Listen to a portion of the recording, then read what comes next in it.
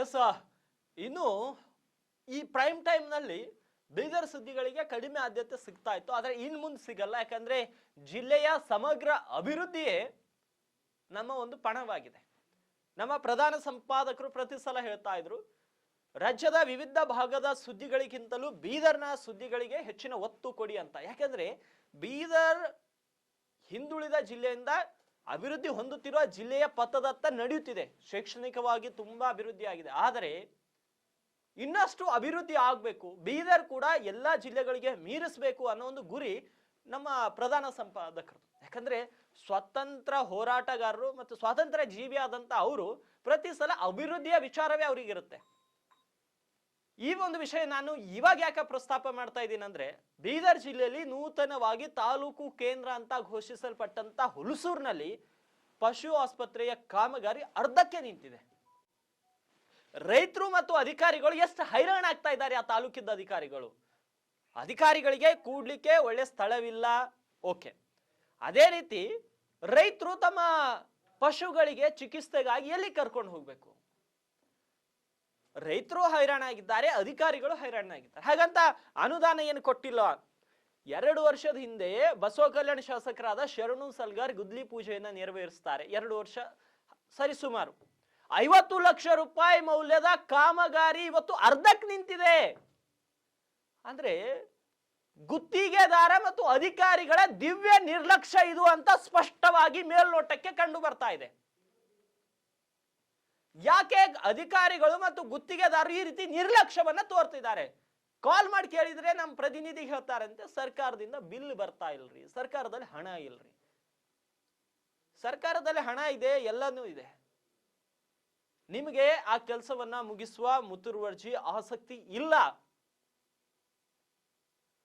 ಅದು ಏನಾಗುತ್ತೆ ಇವತ್ತು ನಮ್ಮ ವರದಿಗಾರರಿಗೆ ಹೇಳಿದೀವಿ, ಹಬ್ಬ ಇದೆ, ಇವತ್ತು ಒಂದಿನ ಹೋಗ್ಲಿ, ಅವರ ಗಮನಕ್ಕೆ ತರೋಣ ಸುದ್ದಿ. ಆದ್ರೆ ನಾಳೆಯಿಂದ ಈ ಸುದ್ದಿ ಹುಲ್ಸೂರಿಗೆ ಸಂಬಂಧಪಟ್ಟಂತ ಸುದ್ದಿಗಳು ಪ್ರತಿದಿನ ಬರುತ್ತೆ. ಯಾಕಂದ್ರೆ ನೂತನವಾಗಿ ತಾಲೂಕಾಗಿ ಘೋಷಿಸಲ್ಪಟ್ಟಿದೆ, ಆದ್ರೆ ತಾಲೂಕಿಗೆ ಬೇಕಾದಂತ ಕನಿಷ್ಠ ಮೂಲಭೂತ ಸೌಕರ್ಯಗಳು ಆ ಪಟ್ಟಣದಲ್ಲಿಲ್ಲ ಅಂದ್ರೆ ತಾಲೂಕಂತ ನಾಮಕೆ ವಾಸ್ತೆ ಘೋಷಣೆ ಮಾಡಿ ಸಾಧಿಸುವುದಾದ್ರೆ ಏನಿದೆ? ಜನರ ಜೀವನ ಬದಲಾವಣೆ ಆಗಿಲ್ಲ, ಜನರ ಜೀವನ ಶೈಲಿ ಬದಲಾವಣೆ ಇಲ್ಲ, ಆರ್ಥಿಕತೆಯಲ್ಲಿ ಬದಲಾವಣೆ ಇಲ್ಲ, ಕಚೇರಿಗಳಿಲ್ಲ, ಅಧಿಕಾರಿಗಳು ಕೇಂದ್ರ ಸ್ಥಾನದಲ್ಲಿ ಇರಲ್ಲ. ಅದೊಂದು ತಾಲೂಕಂತೆ. ತಾಲೂಕಿಗೆ ಕನಿಷ್ಠ ಏನೇನು ಬೇಕು ಅದನ್ನ ಕೊಡಿಸುವಲ್ಲಿ ಜಿಲ್ಲಾಡಳಿತ, ಜಿಲ್ಲಾ ಉಸ್ತುವಾರಿ ಸಚಿವರು, ಆ ಕ್ಷೇತ್ರಕ್ಕೆ ಸಂಬಂಧಪಟ್ಟಂತ ಶಾಸಕರು ಎಲ್ಲರೂ ವಿಫಲವಾಗ್ತಾ ಇದ್ದಾರೆ. ಆದ್ರೆ ನಿಮ್ಮ ಉತ್ತರ ಕರ್ನಾಟಕ ನ್ಯೂಸ್ ಮುಂದಿನ ದಿನಗಳಲ್ಲಿ ಆ ಒಂದು ತಾಲೂಕಿನ ಕುರಿತು ವಿಸ್ತೃತ ವರದಿಯನ್ನ ಪ್ರಕಟಿಸಿ ಸಮಸ್ಯೆಗಳಿಗೆ ಮುಕ್ತಿ ಕೊಡಿಸುವಂತಹ ಕೆಲಸ ಮಾಡೇ ಮಾಡುತ್ತೆ. ಇನ್ನೊಂದು ವಿಶೇಷ ಹೇಳ್ತೀನಿ, ಆ ತಾಲೂಕಿನಲ್ಲಿರುವಂತಹ ಬಹುತೇಕ ಎಲ್ಲ ಕಚೇರಿಗಳಲ್ಲಿ ಸ್ಥಳವೇ ಇಲ್ಲ. ಸ್ಥಳ ಇದ್ರೂ ಕೂಡ ಏನೇನು ಕಚೇರಿ ಬೇಕು? ತಹಶೀಲ್ದಾರ್ ಕಚೇರಿ, ತಾಲೂಕ್ ಪಂಚಾಯತ್ ಕಚೇರಿ, ನೀರು ನೈರ್ಮಲ್ಯ ಇಲಾಖೆ ಕಚೇರಿ, ಲೇಬರ್ ಆಫೀಸು, ಮತ್ತೆ ಹಾರ್ಟಿಕಲ್ಚರು, ಅಗ್ರಿಕಲ್ಚರು, ಸಿರಿಕಲ್ಚರು, ಈಗ ಎಲ್ಲ ಕಚೇರಿಗಳು ಬೇಕು. ಆದ್ರೆ ಅಲ್ಲಿ ಕಚೇರಿಗಳ ಕೊರತೆ ಇದೆ.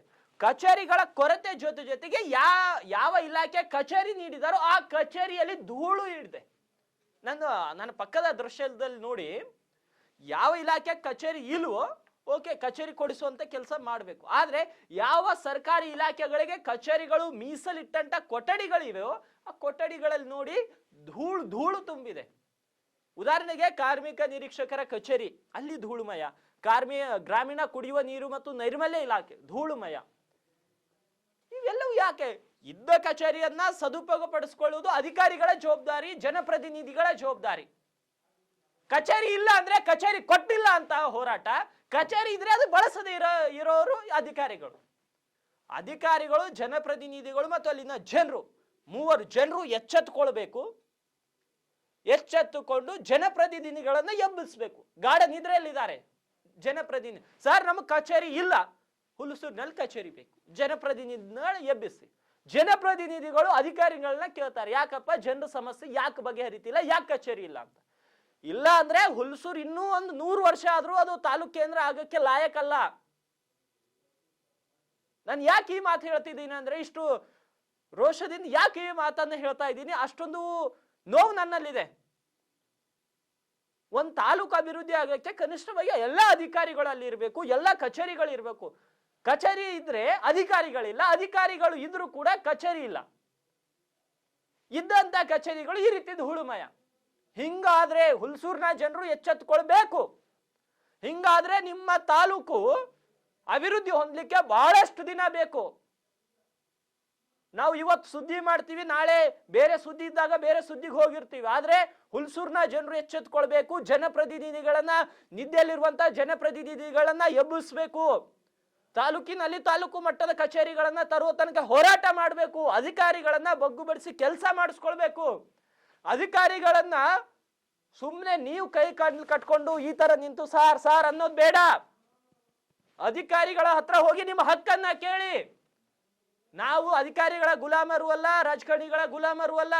ಅವ್ರ ಹತ್ರ ಹೋಗಿ ನಿಮ್ಮ ಹಕ್ಕನ್ನ ಕೇಳಿ. ಸರ್ ನಮ್ಗೆ ಸರ್ಕಾರಿ ಕಚೇರಿ ಬೇಕು, ಸರ್ ನಮಗೆ ಇಒ ಕಚೇರಿ ಬೇಕು, ನಮ್ಗೆ ಲೇಬರ್ ಆಫೀಸ್ ಬೇಕು, ನಮ್ಗೆ ಕೃಷಿ ಇಲಾಖೆ ಕಚೇರಿ ಬೇಕು, ನಮ್ಗೆ ಹಾರ್ಟಿಕಲ್ಚರ್ ಕಚೇರಿ ಬೇಕು, ನಮ್ಗೆ ರೇಷ್ಮೆ ಇಲಾಖೆ ಕಚೇರಿ ಬೇಕು, ಸಮಾಜ ಕಲ್ಯಾಣ ಇಲಾಖೆ ಕಚೇರಿ ಬೇಕು, BCM ಇಲಾಖೆ ಕಚೇರಿ ಬೇಕು. ಕೇಳಿ, ಅದು ನಿಮ್ಮ ಹಕ್ಕು. ನೀವು ಕೇಳಿಲ್ಲ ಅಂದ್ರೆ ಅವ್ರಿಗೆ ಅಷ್ಟು ಈಸಿಯಾಗಿ ಕೊಡಲ್ಲ. ಹುಲ್ಸೂರ್ನ ಜನರು ಎಚ್ಚೆತ್ಕೊಳ್ಳಿ.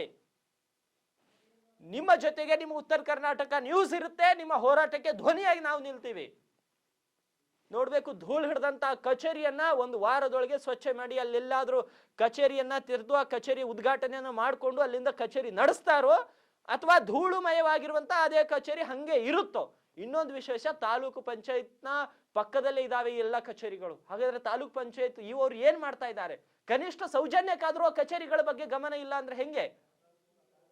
ನೋಡ್ಬೇಕು ಎಷ್ಟು ಬೇಗ ಆಗುತ್ತೆ. ಆಗ್ಲಿಲ್ಲ ಅಂದ್ರೆ ನಿಮ್ಮ ಉತ್ತರ ಕರ್ನಾಟಕ ನ್ಯೂಸ್ ನಲ್ಲಿ ಮತ್ತೆ ಸುದ್ದಿ ಬಿತ್ತರವಾಗುತ್ತೆ. ಎಸ್ ಸರ್, ಇವಾಗಿದ್ವು ಇವತ್ತಿನ ಪ್ರೈಮ್ ಟೈಮ್ ನ ಪ್ರಮುಖ ಸುದ್ದಿಗಳು. ಮತ್ತೆ ನಾಳೆಯ ಪ್ರೈಮ್ ಟೈಮ್ ನಲ್ಲಿ ಭೇಟಿ ಆಗ್ತೀನಿ. ಹುಲ್ಸೂರಿನ ಸುದ್ದಿಯ ಜೊತೆಗೆ ಮತ್ತಷ್ಟು ಬೇರೆ ಸುದ್ದಿಗಳನ್ನ ನಿಮ್ಮ ಮುಂದಿಡುವಂತಹ ಪ್ರಯತ್ನವನ್ನ ಮಾಡ್ತೇನೆ.